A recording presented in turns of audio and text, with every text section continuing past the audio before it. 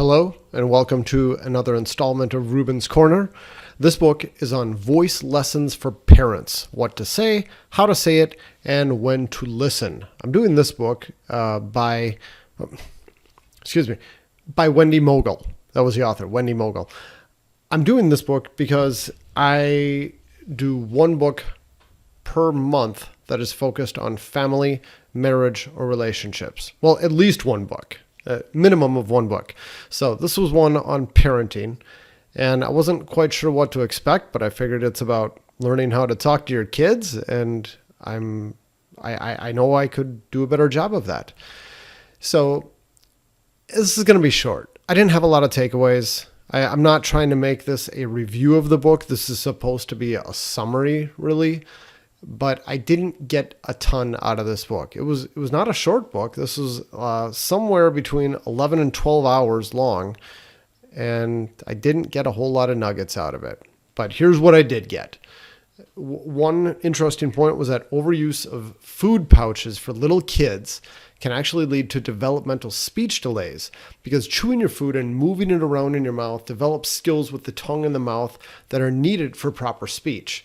And when kids are given food pouches, the squeezy applesauce or prunes or whatever is in those pouches, when they're given those day after day, all the time as a substitute for learning how to chew and use their tongue, that can lead to speech delays. I thought that was fascinating. Had no idea. By the time a kid is 1 year old, they should be able to sit at the table and eat what the rest of the family is eating. Maybe you got to chop it up into smaller bits, but kids by the age of 1 should be able to do that. When you're with your kids, this is just common sense. I mean, this is part of why I didn't have a lot of big nuggets, but keep your phone put away. Don't spend your time on your phone. Spend your time with your kids. When you're on your phone all the time, when even, little kids, not even toddlers, but like what's before that, infants, when they see you on your phone all the time, it develops interest around the phone, but it sends a message that is more important than them, which is not good. And eventually kids can kind of give up on trying to get their parents' attention. When it comes to voice, a high-pitched voice signals loss of power to kids who are older than about 2 or 3. Don't use high-pitched voices with kids unless they're really tiny. And even then, shouting conveys weakness and instills willed deafness in the listener. I like to say that shouting is counterproductive. Mothers should only talk positively about their own appearance in front of their daughter. When the kids want to take mom's picture, she should never say, "Stop, I look terrible." This can instill problems in girls.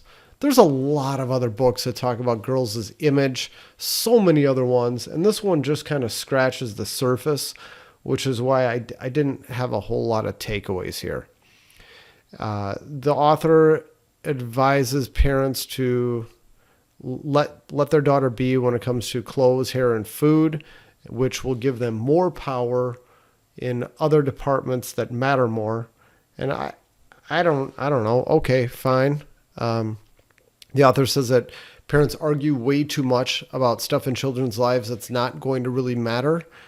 Oftentimes you'll have one parent who's very insistent on, well, I'll take my own story about eating healthy and like eating good foods at every meal and vegetables and fruits and this, that, and the other.